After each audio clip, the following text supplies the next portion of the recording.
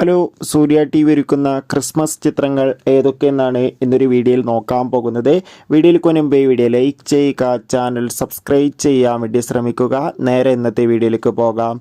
അതിൽ ഒന്നാമത്തെ ചിത്രമാണ് നിവിൻ പോളി, ധ്യാൻ ശ്രീനിവാസ്, അനശ്വര രാജൻ എന്നൊക്കെ പ്രധാന കഥാപാത്രങ്ങളായെത്തിയ മലയാളി ഫ്രം ഇന്ത്യ. ചിത്രം സോണി ലിവിലൂടെ ലഭ്യമാണ്.